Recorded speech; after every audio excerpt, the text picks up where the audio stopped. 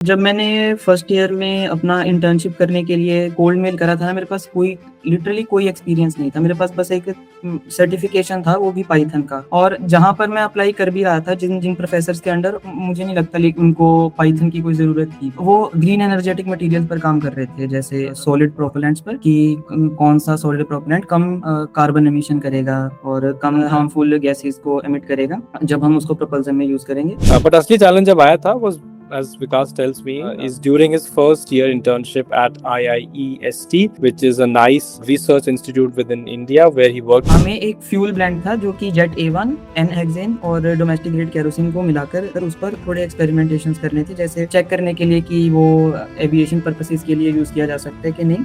जैसे उसको ASTM D1655 एक स्टैंडर्ड होता है यूएस का, जो किसी भी एविएशन फ्यूल को चेक करने का स्टैंडर्ड होता है कि वो एक कोई पर्टिकुलर जो फ्यूल है क्या वो फिट भी है किसी एविएशन पर्पसेस के लिए या टरबाइन इंजन में यूज करने के लिए। इंटर्नशिप वर्कशॉप से ही काफी चीजें पता चली, लेकिन आपका भी जब साई अस्त्रा कॉलेज का चैनल देखते हैं तो काफी नई चीजें पता चलती है जो पहले कभी पता ही नहीं थी, या जो अगर थोड़ा सा और लेट पता चलती तो नुकसान हो सकता था। जैसे ETH ज्यूरिख के बारे में अभी मैंने आपकी वीडियो देखी, वो नहीं पता था। आपके पास कोई सीनियर है जो आपको ये सब चीजें बताता है तो उसके साथ इंटरेक्ट करना चाहिए, आपको काफी चीजें पता चलेगी। Hi everyone. आज के podcast में we have a very hardworking and disciplined student. His name is Vikas Sidhu. Vikas ने IK Gujral Punjab technical university से अपना फिजिक्स ऑनर्स का bachelors he is doing right now, and he has maintained a good CGPA of 9.27 so far, which is a nice record. Vikas की story इसलिए interesting है for our podcast today, and we are starting off with Vikas's story. हमारा पहला podcast in a series where we are trying to promote and make people understand why they should do internships in their first years. Because शुरुआत में उनको भी लगता था कि internships specifically सिर्फ इंजीनियरिंग स्टूडेंट्स या रिलेटेड फील्ड्स के लिए या इंडस्ट्री जॉब्स के लिए होती हैं, पर रिसर्च इंटर्नशिप्स के बारे में उनको इतना आइडिया नहीं था. But then he came to know about SciAstra workshop etcetera. उनका पर्सपेक्टिव बदल गया regarding research internships, and he try to understood the value of it. And then later on कुछ उनको बाद में इंपॉर्टेंट रिजल्ट्स भी मिले जिनकी हम आने वाले पॉडकास्ट में बात करेंगे. During this workshop, he also, जो हमारी workshop थी, he also learned how to do scientific writing, literature survey, etc. Cold emails जो बच्चे काफी डरते हैं फर्स्ट ईयर सेकेंड ईयर के, उसमें काफी स्पेसिफिकली इनको हेल्प मिली, and he will talk about his challenges, his experiences throughout the podcast today. But असली challenge जब आया था was, as Vikas tells me, is during his first year internship at IIEST, which is a nice research institute within India where he worked with a professor. His name was Pratim Kumar. And he approached him, he emailed him, and wahan pe his experience was to study fluid dynamics, to use simulation models, computational models. And at the end of this whole internship, he was able to publish some of his work as part of the project in a Scopus Index journal called Advances in Military Technology. In fact, हम description में इनके paper का link भी दे सकते हैं if people want to go and read that. Today, Vikas wants to go into high energy physics, as I'm told. मैं भी high energy physics से हूँ, I study nuclear physics, and he's learning tools like Root, etc. So let's welcome Vikas in today's podcast and talk about his journey and what people can be inspired from जो उन्होंने काम किया, जो उन्होंने सीखा. And along the podcast there will be several questions from students also, which he might try to answer to his best of ability. चलिए विकास बताइए, how are you? And I will just ask some to and fro questions. You can start by telling your basic journey, आपने कैसे शुरू किया था. Okay. First of all, thank you भैया for having me here. And so first मैं शुरू से ही research में इंटरेस्टेड था काफ़ी। जैसे मैंने अपने टाइम पे जेई भी दिया था, लेकिन JEE was for engineering students. So मेरा तो जेई से इतना जेई पे मैंने फोकस नहीं करा फिर बाद में तो। एंड फिर मैं बैचलर ऑफ साइंस में जब मैंने एडमिशन लिया अपनी यूनिवर्सिटी में, फिर मैंने कई काफ़ी कोर्सेज वगैरह करे, जैसे बैचलर्स। ठीक है, तो भैया फर्स्ट ईयर में मैंने साई अस्त्रा की इंटर्नशिप वर्कशॉप के बारे में मेरे को पता चला, and I wanted to pursue research in my field. So मैंने देखा कि इस वर्कशॉप में अनिरुद्ध भैया हैं एंड आर्शिता मैम हैं, जो कि जॉन हॉपकिंस और मैक्स प्लैंक से रिसर्चर हैं। तो मतलब हमेशा से मैं अपनी फील्ड में एज अ रिसर्च में आगे जाना चाहता था। मुझे तो वर्थ इट लगा कि शायद उनको सुनना चाहिए या वर्कशॉप मुझे हेल्प कर सकती है, and then I enrolled in workshop. So Okay. A small correction, or let's say a note. Anirudh is from Sheffield. He's doing his PhD there. Yes yes He studied at Max Planck हाँ during his masters, I think. And जो आप John Hopkins का बोल रही हैं, she is now currently at John Hopkins for her PhD. Is that so? Yes, correct? हाँ जी Okay. So one question that I have for you, Vikas, is आपने mention किया था कि first year में आपको लगता था internship सिर्फ engineering students के लिए Yes. mostly. How was our workshop able to help you change that perception eventually? I mean, कुछ workshop में ऐसी बातें बताई गई या was there something that inspired you to pursue research internships or get into? भैया इंटर्नशिप्स वर्कशॉप स्टार्ट करने से पहले मेरे को ये मतलब पता ही नहीं था कि जो इंटर्नशिप्स होती हैं ये इंजीनियरिंग स्टूडेंट्स के अलावा बेसिक साइंस स्टूडेंट्स के लिए भी होती हैं। जैसे मतलब यही लगता था कि जब लास्ट सेमेस्टर में जैसे अपना इंडस्ट्रीज में जाकर इंटर्नशिप करते हैं इंजीनियर्स, उसी को हम इंटर्नशिप बोलते हैं। लाइक ये आइडिया कि हमारे अकेडमिया में भी ऐसे रिसर्च इंटर्नशिप्स होती हैं, हम किसी बाहर यूनिवर्सिटी में जाकर किसी प्रोफेसर के अंडर काम कर सकते हैं, ये मुझे इंटर्नशिप वर्कशॉप से ही पता चला। एंड फिर उसके बाद इंटर्नशिप्स को कैसे अप्लाई करते हैं या कैसे किन किन अप्रोचेस से हम इंटर्नशिप्स में अप्लाई कर सकते हैं, जैसे कुछ प्रोग्राम्स होते हैं इंस्टीट्यूट्स के, and then we can also approach professors with cold mails. Like हम कोल्ड मेल कर सकते हैं उनको, हम उनके रिसर्च वर्क में इंटरेस्ट शो करके हम उनके अंडर एज अ प्रपोज कर सकते हैं कि हम आपके अंडर काम करना चाहते हैं। ये सब internship workshop. Right. So it opened a broader perspective for you. आपको Yes. शुरुआत में इतना आइडिया नहीं था, and when people in the workshop try to mentors जब workshop में बता रहे थे आपको, तब आपको आइडिया लगा exactly कौन सी चीजें होती हैं, how to do what to do. So that's a good answer, I would say. Okay. तो ये चीज तो एक रही कि आपको पर्सपेक्टिव चेंज करने में काफी हेल्प मिली, but when you got the internship, जब आपने अपना पहला इंटर्नशिप किया फर्स्ट ईयर के एंड में, आपने बताया IISc में आपने किया था एक प्रोफेसर के साथ, तो जो कोल्ड ईमेलिंग का प्रोसेस था, मोस्टली फर्स्ट ईयर के स्टूडेंट्स के लिए कोल्ड ईमेलिंग सबसे डरावना इसलिए हो सकता है क्योंकि जनरली उनके पास कोई प्रीवियस एक्सपीरियंस नहीं होता। So when you apply in first year, I also did apply in my first year end. So we don't generally have an experience. तो आपका cold emailing experience कैसा रहा था? भैया जब मैंने फर्स्ट ईयर में अपना इंटर्नशिप करने के लिए कोल्ड मेल करा था ना, मेरे पास कोई लिटरली कोई एक्सपीरियंस नहीं था। मेरे पास बस एक सर्टिफिकेशन था, वो भी पाइथन का। और जहां पर मैं अप्लाई कर भी रहा था, जिन जिन प्रोफेसर्स के अंडर, मुझे नहीं लगता लेकिन उनको पाइथन की कोई जरूरत थी भी। तो अपने मेल में मैंने जस्ट उनको वो ग्रीन एनर्जेटिक मटेरियल पर काम कर रहे थे, जैसे सॉलिड प्रोपेलेंट्स पर, कि कौन सा सॉलिड प्रोपेलेंट कम कार्बन एमिशन करेगा और कम हार्मफुल गैसेस को एमिट करेगा जब हम उसको प्रपल्सन में यूज करेंगे। तो जस्ट मेल में मैंने एक अपना इंटरेस्ट ही उनको जाहिर करा कि आप जो काम कर रहे हो ये मेरे को काफी इंटरेस्टिंग लगता है, मेरे को फ्यूल्स और उनके कंबशन और एविएशन में काफी इंटरेस्ट है। तो और मैंने उनको ये भी बोला कि मैं फर्स्ट ईयर में हूँ, मेरे पास अभी इतना एक्सपीरियंस नहीं है। लाइक जैसे बैचलर ऑफ साइंस में भी अपने मैंने फर्स्ट ईयर में इतने कुछ एडवांस टॉपिक्स पढ़े नहीं थे जो कंप्यूटेशनली मेरे को हेल्प कर सकते थे इंटर्नशिप में। तो मैंने जस्ट उनको बोला कि I am actually interested in working under you, so कि आप मतलब जो भी बोलोगे या जो आपको चाहिए आई कैन लर्न दैट आपके अंडर। तो अगर आपको कुछ एक्स्ट्रा चीज की जरूरत है तो आप बता सकते हो। तो फिर आगे उन्होंने रिप्लाई करा कि शायद अभी मेरे पास इतना ज़्यादा एक्सपीरियंस नहीं है कि मैं उनके अंडर काम कर सकूं, इसलिए कि उन्होंने काफ़ी कोर्सेज बताए मेरे को, जैसे spray characteristics and droplet evaporation पर और एनसिस फ्लुएंट के बारे में। उन्होंने कहा कि अगर आप ये कोर्सेज अगले समर तक कंप्लीट करके लाओ और तब मैं उनके अंडर इंटर्नशिप कर सकता हूँ। लाइक अभी तो मेरे पास इतना एक्सपीरियंस नहीं है कि मैं उनकी लैब में काम कर सकूं। जब वो कोर्सेज देखे तो मुझे, ये जनवरी की बात है, तो मुझे लगा कि शायद मैं जून तक ये कोर्सेज कंप्लीट कर सकूं। तो मैंने दोबारा से उनको मेल में कहा कि अगर मैं ये जून से पहले कंप्लीट कर लूं तो क्या आप ऑफर कर सकोगे। तो उन्होंने गुड। यहाँ दो चीजें मुझे समझ में आई।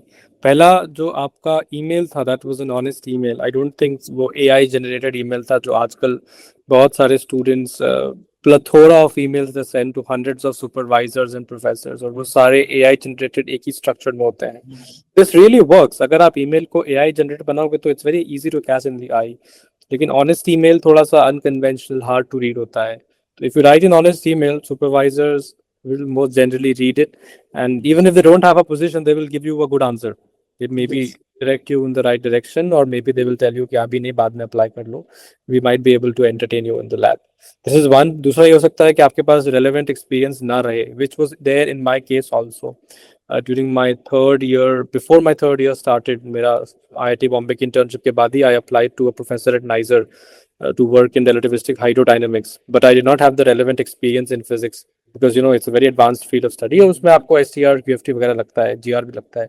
तो he told me कि अभी आपके पास relevant experience नहीं है, प्लीज आप बाद में अप्लाई करो once you've done the courses. तो I did and I studied those courses and बाद में जाके, and although मैंने वो courses खुद से ही पढ़े थे, whatever those were, and once you do that, that really helps, it helps. लेकिन एक क्वेश्चन मेरा ये है कि आपने प्रोग्राम्स में अप्लाई क्यों नहीं किया, जैसे SRFP वगैरह होता है, why did you not apply for those programs, या फिर जो फर्स्ट ईयर के NIUS कैंप्स होते हैं, why did you not apply there? ये इंटर्नशिप, जितने भी IITs के इंटर्नशिप प्रोग्राम थे उनमें फर्स्ट ईयर के BSc स्टूडेंट्स एलिजिबल नहीं थे. I see. और JNCSR के जो SRFP था उसमें एलिजिबल था और उसने अप्लाई करा था, लेकिन इंडियन एकेडमी ऑफ साइंसेज में भी अप्लाई करा था, वो रिजेक्ट हो गए उन दोनों में से, नहीं पाया. Okay. तो और बाकी जितने भी इंटर्नशिप्स के या आइजर्स के प्रोग्राम्स थे उसमें एलिजिबिलिटी नहीं थी, वो सेकंड ईयर से या इवन फाइनल ईयर से स्टार्ट होती थी उनकी एलिजिबिलिटी. Okay. NIUS में आपने अप्लाई नहीं किया था? NIUS के बारे में तब पता नहीं था. पता नहीं था. See, हाँ so it's important to be aware, honestly. मतलब this is a message going out to people who are watching. या आप ऑनलाइन देखो, चाहे हमारे चैनल पर देख लो, wherever, but please do be aware कि अपॉर्चुनिटीज एग्जिस्ट करते हैं फर्स्ट ईयर स्टूडेंट्स के लिए भी, but people are generally unaware. जैसे Vikas was also unaware, also nothing bad about it, it's just हमारे इंडिया में सिचुएशन ही ऐसी है रिसर्च को लेके, people don't generally know about opportunities, और पता भी चलता है तो काफी लेट हो जाता है, एलिजिबिलिटी नहीं होती, एटसेट्रा एटसेट्रा. और फंडिंग की बात करें तो एज यू टोल्ड मी, आप जब IIEST गए भी थे तो वहाँ पे भी आपको फंडिंग या accommodation was not provided to you, you had to arrange yourself. So that is also a big red flag for a lot of researchers, understanding this कि सबके पास फाइनेंशियल कंस्ट्रेंट्स होते हैं कुछ कुछ जो वो नहीं पे कर सकते, अपना accommodation and everything, travel also. तो इसीलिए कुछ प्रोग्राम्स कॉम्पिटिटिव कुछ ज़्यादा ही हो जाते हैं, क्योंकि इतने लोग अप्लाई कर रहे होते हैं, लोगों को पैसे नहीं मिलते एक तो they can't always go through a cold email. Most of the internships that you apply to will not pay you via cold email. Only some of the professors pay you, given आपके पास बहुत relevant experience है और उनके पास lab में funding है. वो बहुत rare होता है इंडिया में, it's very hard to find that. तो programmes here are a good choice, and learning how to apply to this programmes is also very very crucial. Cold emailing तो चलती ही है, but your SOP, CV, cover letter, ये सब सीखना कैसे बनाना है ये ज़्यादा ज़रूरी है, क्योंकि लोग आजकल AI से सीख तो लेते हैं, बट दे फॉरगेट AI के पास डेटा आ कहाँ से रहा है. It's coming from the already made SOPs, CVs that people have uploaded on the internet. So it's just copy paste of that. Large language model थोड़ी कुछ नया बना के दे देंगे आपको, तो फिर अब आपको ही उससे आगे बढ़ना पड़ेगा. This is very important to learn in today's scenario. But okay, that's good, आप समझाया मुझे कैसे लगा आपको. So you learn some tools also, right? You learn some finite element analysis वगैरह के कुछ कॉम्प्लेक्स टॉपिक्स आपने सीखे, कुछ टूल्स सीखे. How did you learn those? Did you self learn those? कोई कोर्सेज आपने सीखे? क्या किया था आपने वहाँ पे? भैया ऑनलाइन कोर्सेज जैसे यूडेमी के कोर्सेज से, FEA को कोर्सेज, फाइनाइट एलिमेंट एनालिसिस के और एनसिस के. एनसिस बेसिकली फ्लूइड डायनामिक्स में सिमुलेशंस के लिए एक सॉफ्टवेयर होता है, तो वो यूडेमी से मोस्टली सीखा. और बाकी जो ड्रॉपलेट इवेपोरेशन और स्प्रे कैरेक्टरिस्टिक्स थे जो एक्स्ट्रा सीखने को बोला था प्रोफेसर ने, वो NPTEL से ऑडिट करे थे कोर्सेज. अच्छा, हाँ जी. वो exam also for NPTEL for certification? No भैया, वो जस्ट ऑडिट ही करे थे, ऐसे सर्टिफिकेशन के लिए एग्जाम्स नहीं दिए थे. Okay, but this helps, if your certification आप करेंगे तो it really helps you in the long run. Okay, did you not try to look up for MIT open courseware, Stanford courses, Harvard courses, जो elite universities हैं, उनमें नहीं है ये सब courses? भैया वैसे MIT ओपन कोर्सवेयर तक देखने की जरूरत नहीं पड़ी, NPTEL पर ही बढ़िया. That was sufficient for you. हाँ, इट वाज सफिशिएंट, अच्छे रिसोर्सेज मिल गए. लेकिन MIT कोर्सवेयर मैंने अपने सेकंड ईयर में आकर रेफर करा था फॉर मेरे अपने फिजिक्स के कुछ कोर्सेज के लिए और क्वांटम कंप्यूटेशन के लिए कुछ सीखने के लिए. But this is also a good message to the people watching कि आपको जरूरी नहीं है कि हर बार YouTube पर ही जाके ढूंढना है सारे कोर्सेज, क्योंकि YouTube पे कुछ कोर्सेज बहुत आउटडेटेड भी रहते हैं. नए कोर्सेज आते हैं, लॉन्च होते हैं, but they might not be relevant to you also. तो कुछ लेटेस्ट कोर्सेज NPTEL वगैरह is really doing a good job here. तो इन हाउस हम जब बना पा रहे हैं तो क्यों घर की मुर्गी दाल बराबर करना वहाँ पे. You can easily look up whatever courses you want on NPTEL, and मेरे experience में NPTEL is good. मैंने भी जर्मनी के lectures कुछ तो देखे थे, they were good for me, at least in that case. Okay. So another question that I want to ask you is, can you summarize what you did in your internship, what your research project was about in simple words, not too complicated, just simple words. Explain what you did. चाहे तो complicate भी कर सकते हैं, तब to you, just explain. Okay so हमारे जो supervisor थे उन्होंने अपने मास्टर्स के स्टूडेंट के साथ हमें अटैच करा था, तो उनके साथ मैं प्रोजेक्ट कर रहा था. सो हमें एक फ्यूल ब्लेंड था जो कि जेट A1 एन हेक्सेन और डोमेस्टिक ग्रेड केरोसिन को मिलाकर बनाकर उस पर थोड़े एक्सपेरिमेंटेशंस करने थे, जैसे उस चेक करने के लिए कि वो एविएशन पर्पसेस के लिए यूज किया जा सकता है कि नहीं. जैसे उसको ASTM D1655 एक स्टैंडर्ड होता है यूएस का, जो किसी भी एविएशन फ्यूल को चेक करने का स्टैंडर्ड होता है कि वो एक कोई पर्टिकुलर जो फ्यूल है क्या वो फिट भी है किसी एविएशन पर्पसेस के लिए या टरबाइन इंजन में यूज करने के लिए. सो हमने फ्यूल ब्लेंड प्रिपेयर किया, फिर उस पर कई जैसे केमिकल और फिजिकल प्रॉपर्टीज फाइंड करने के लिए कई एक्सपेरिमेंट्स करे, जैसे विस्कोमीटर पे हमने विस्कोसिटी वगैरह चेक करी, उसकी डेंसिटी एंड कैलोरीफिक वैल्यू. और फिर हमने एक इन हाउस एक्सपेरिमेंटल अपरेटस तैयार करा जिससे हमने ड्रॉपलेट उसकी हैंगिंग ड्रॉपलेट की उसकी ड्रॉपलेट को हैंग करके उसका इवेपोरेशन कैरेक्टरिस्टिक्स वगैरह उसको शूट करने की और उसके डेटा को मेजर करने की कोशिश करी. लाइक उसका जो टाइम ऑफ पीरियड है इवेपोरेशन का वो ड्रॉपलेट के साइज पर कैसे वेरी कर रहा है, वो जब हम हीट फ्लक्स चेंज कर रहे हैं वो तब कैसे वेरी कर रहा है, या डेटा कैसे रिस्पॉन्ड कर रहा है जब हम टेम्परेचर को इंक्रीज करते हैं. तो ये सब चीजें मेजर करी. फिर उसके बाद कई कैलकुलेशन से हमने उसका विस्कोसिटी, डायनामिक और काइनेमेटिक विस्कोसिटी और उसका कैलोरीफिक वैल्यूज, उसका रिच लिमिट, लीन लिमिट जो होती है वो सारी फाइंड करके तो ASTM D1655 के स्टैंडर्ड्स के अकॉर्डिंग चेक करा. तो जो हमारे फ्यूल डिफरेंट प्रोपोर्शंस में फ्यूल ब्लेंड लिए थे, तो 90% जेट A1, 5% केरोसिन और 5% एन हेक्सेन वाला जो फ्यूल ब्लेंड था, और 80% जेट A1 और 20% एन हेक्सेन वाला, उसने प्रॉमिसिंग दिखाई इफेक्ट्स अपने. तो that was and you were able to publish that. yes. So these results are publishable. So that's good. I think you learned something out of it, and if these results can, but to publish हुआ, it is an open source, right? It's open source, right? It's not restricted to what do you say when you buy subscription to these magazines. It's open source. आपका जो publication. Yes, it's open source. Yes. Yes, वही मैं देख रहा था that it is open source, which is also good. Nowadays, a lot of these publication houses don't leave their stuff for open source. There are reasons, of course. Archive पे भी जा सकते हैं. Did you try for archive? Archive में डाला है आपका paper? नहीं. आप try कीजिए archive में भी डालने का. That will be also good, right? Although archive mostly goes for theoretical studies, but models and all also are pretty relevant for archive. So you can try posting it there, and it will be open to a larger audience and criticism. So this is also important. आप देख सकते हैं. So, but you're in the third year, so having a publication in any journal at this point in third year shows that there is scientific rigor in you, and then you are serious about research. So you're saying that ये जो आप in-house कुछ droplet को suspend करने वाला जो आपने method बनाया था, nobody is doing that. Is that unique to your lab, or is it something that is a common technique that is used elsewhere? Yeah, it is common technique. जैसे हमने heat flux देने का तरीका change करा था. जैसे काफी research papers देखे रशियन साइंटिस्ट ने यूज करा हुआ है, जैसे नाइक्रोम वायर पर वो ड्रॉपलेट को सस्पेंड करते हैं, लेकिन तरीका यही था. लेकिन हमारा जो हम नाइक्रोम वायर पर नहीं, हम एक दूसरी मेटल वायर ले लेते हैं. मेरे को याद नहीं है कि वो कौन सी थी, उस पर सस्पेंड करा and then we heat flux का तरीका चेंज करा. और but nichrome is to retain its own shape after providing heat, right? लेकिन हमारा प्योरली यूनिक नहीं था, हमने किसी रिसर्च पेपर से देखा. Okay, I get it. So it's inspired, but you did it in house instead of purchasing or whatever. It was done in house. That also is a nice practice, I would say. हमने भी उसको lab में से ही equipment उठाकर ऐसे ही arrange ही करा था. Right. Okay, that's good. तो आपकी जो study है, how is that going to benefit, let's say, in the next few years? Are you going to pursue this further, or do you want to change your field of study? No, भैया pursue इसे नहीं. ये तो मेरे पास first year में इतना experience नहीं था, तो I was looking for some internship की जिससे मुझे एक्सपोजर मिल सके अकेडमिया में, like how these things are done, how we do research, how we collect data and how we analyse them and present the data to extract some fruitful results from it.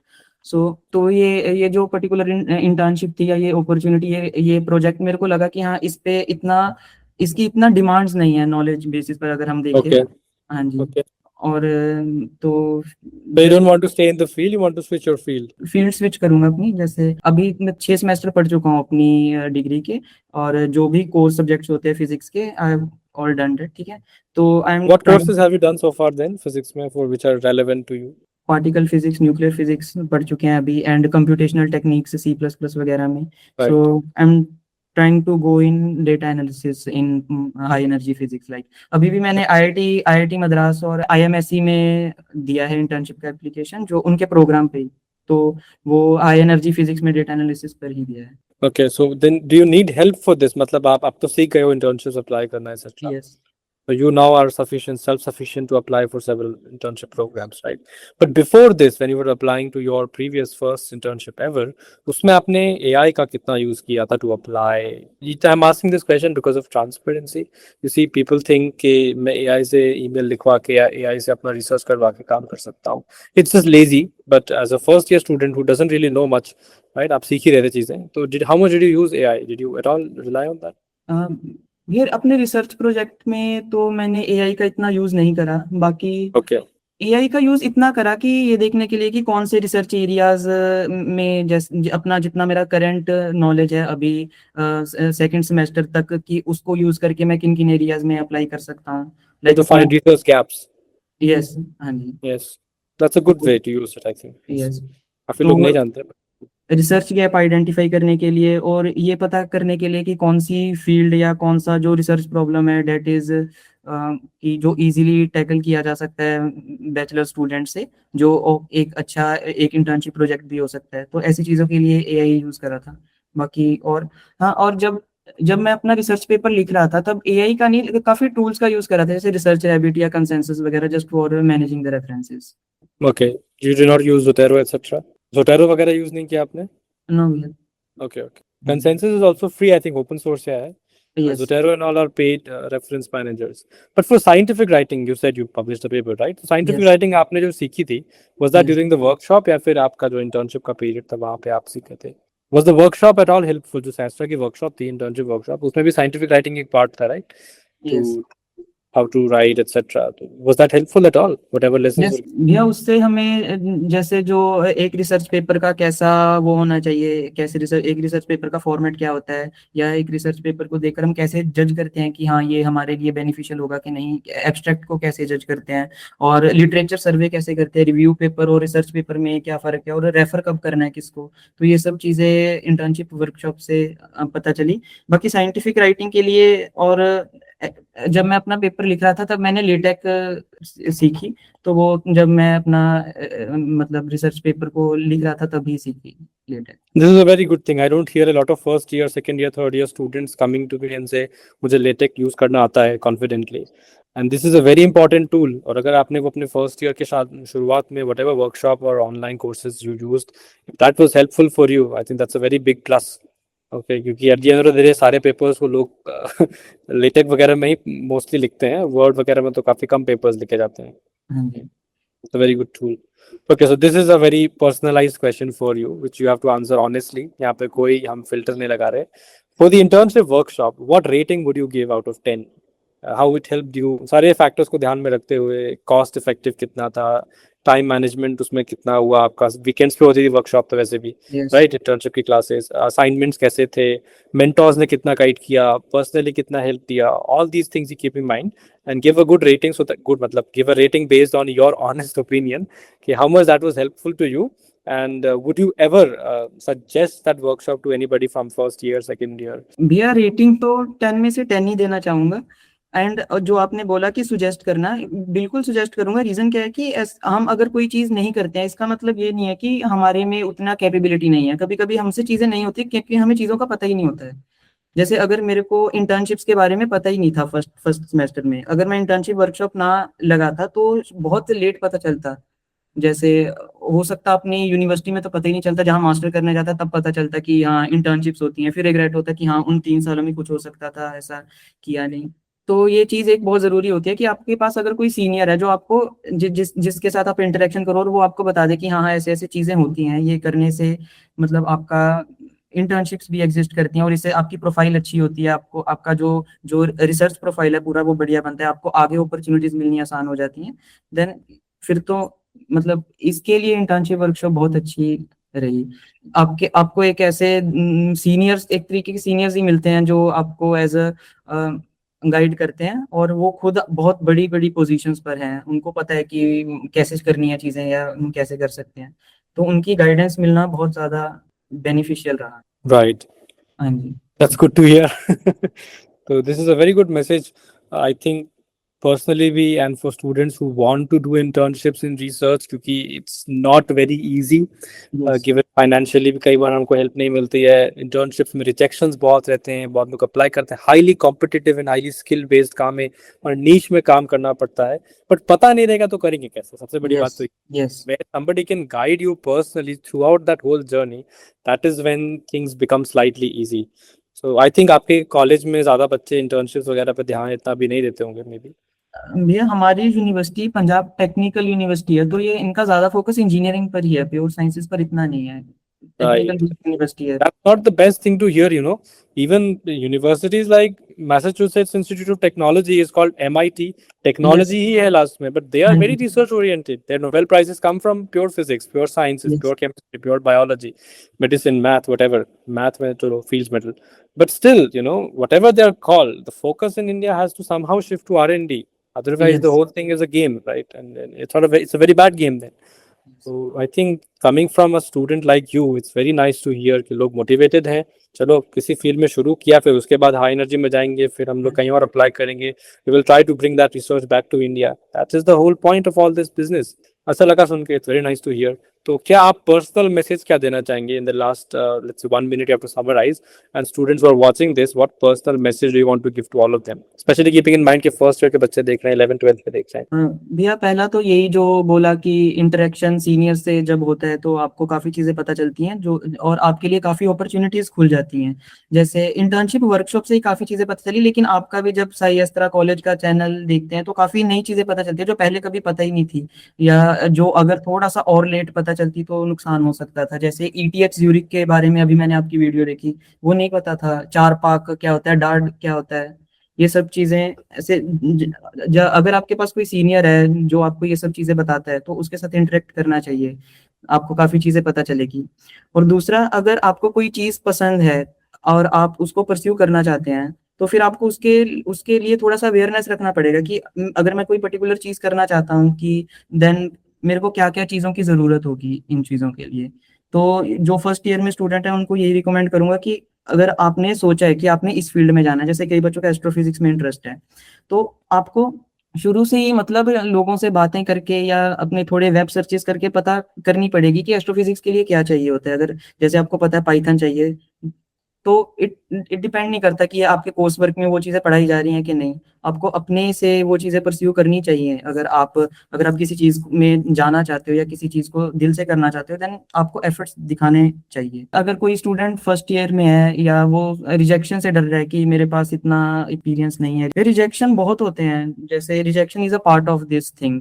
मेरा IIT Guwahati, IIT Madras और काफ़ी internship programmes में rejection हुआ है।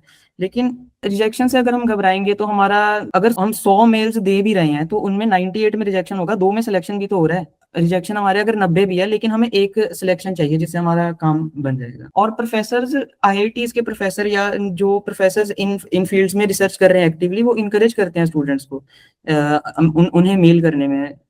जैसे हमारे university में एक इवेंट हुआ था जहाँ पर IIT रोपड़ के कई प्रोफेसर्स आए थे, तो वो प्रोफेसर बोल रहे थे कि आजकल बच्चों का जो ध्यान है वो ये है कि हम डिग्री कंप्लीट करेंगे और जस्ट पैकेज चाहिए, हम इतना ही पैकेज, किसी को इंटरेस्ट नहीं है अपनी फील्ड में रिसर्च वर्क में जाने में या अपनी फील्ड को थोड़ा और जानने में। कहते हैं, हम देखते हैं कि हमें कोई बच्चा मेल करके पूछता ही नहीं है कि मैं इस फील्ड के बारे में और जानना चाहता हूँ, मैं आपके अंडर काम करना चाहता हूँ। हम PhD होल्डर्स हैं, हमने पोस्ट डॉक करी हुई है, हम इतने ऊपर इसलिए पहुंचे हैं क्योंकि हमें अपनी फील्ड से प्यार है। अगर कोई बच्चा हमें ये थोड़ा सा ऐसे स्पार्क शो करता है कि मैं इस फील्ड को और जानना चाहता हूँ, कहता प्रोफेसर्स को बहुत ज्यादा खुशी होती है। इसीलिए अगर इससे उन्होंने स्पेशली कहा कि इस समर, आपका जो आगे समर आ रहा है, हमें मेल करिए, हम आपकी मेल पढ़ना चाहते हैं, हम आपको बुलाएंगे इंटर्नशिप के लिए। कि एक प्रोफेसर बहुत खुश होता है आपकी मेल देखकर। तो हमें कभी भी अप्लाई करने से घबराना नहीं चाहिए, क्योंकि परफेक्शन मतलब कभी नहीं आएगा। आप परफेक्ट तभी होगे जब आपके पास एक्सपीरियंस है, और एक्सपीरियंस फर्स्ट इनिशिएटिव करने से ही आएगा कि आप शुरुआत कर रहे हो किसी चीज। I already like your answer. It's a very good answer.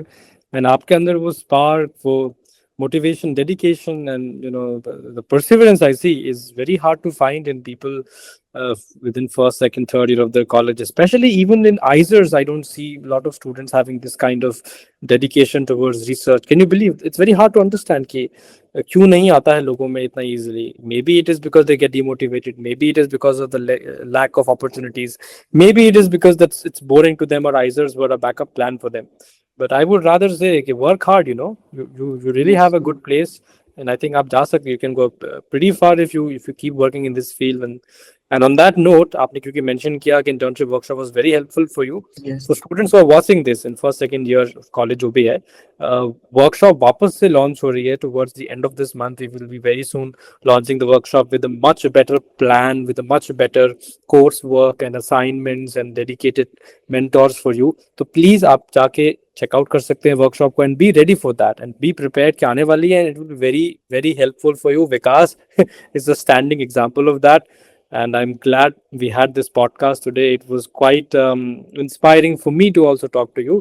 It's hard to find people like yourself who are interested in the field. It's hard to find people like yourself who, despite the demotivating aspects of society and etc., हमारा Indian society है ही ऐसा, strive in this field and go beyond the conventional path of packages कितने मिल रहे हैं. And that's a very good thing to see today. अच्छा लगा मुझे आपसे बात करके विकास. It is very refreshing. And I wish you all the very best in all your future endeavors.